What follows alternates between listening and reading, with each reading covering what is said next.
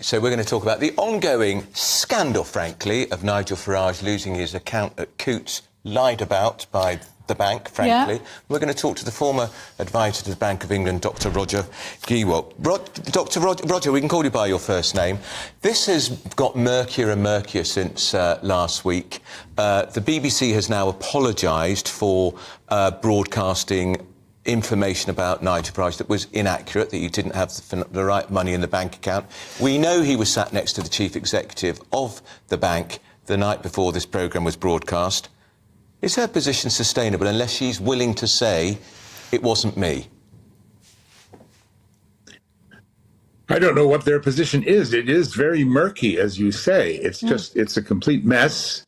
It's not really clear who said what and who did what, and I'm glad that Mr. Farage is pushing it to get the facts assembled on the table. This is an example. I mean, banks are not evil institutions. They're filled with hundreds of thousands of perfectly nice people that try to help their customers at the rest, but they have always seemed to have at the very top a fairly toxic culture of executives that caused the subprime banking crash and the world credit crunch 10 years ago, and none of them was punished. And they're always up to something. And it's what economists actually call regulatory capture. It's where the regulated actually control the regulator. So the regulators are the slaves of the regulator. The banks do what they want, and the regulators are pretty ruddy weak, frankly.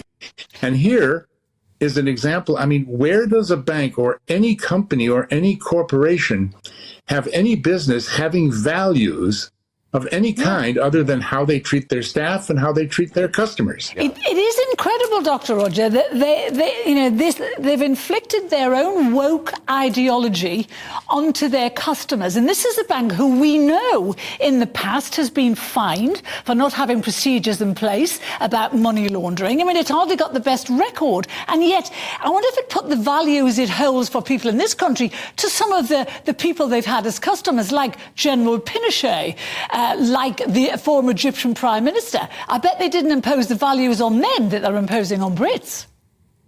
Yeah, well, I'm sorry, we don't accept accounts from drug lords that don't believe in climate change, things like that, you know. I mean, it's insane. What's the next step? That you walk into the supermarket and they refuse to sell you food because you don't support net zero? Yeah.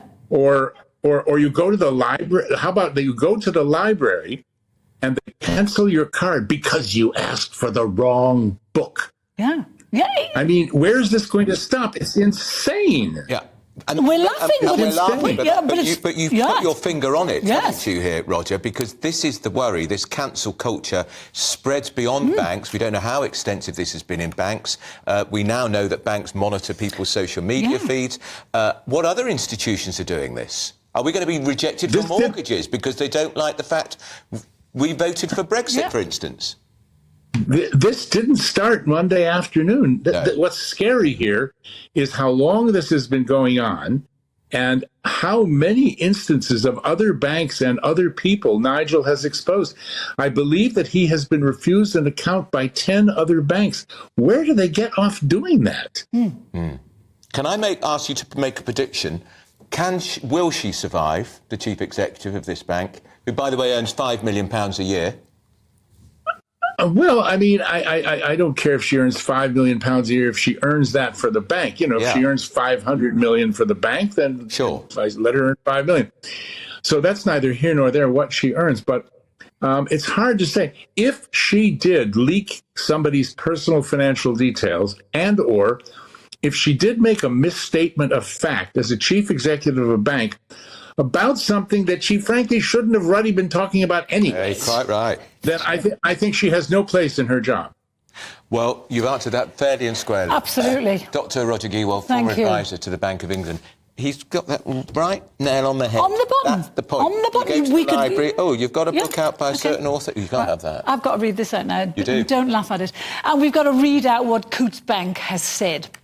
They've said, It's not Coutts' policy to close customer accounts solely on the basis of legally held political and personal views. How do you do a raspberry on television? You can't do. You've got to stop Okay, doing that. I've done a raspberry.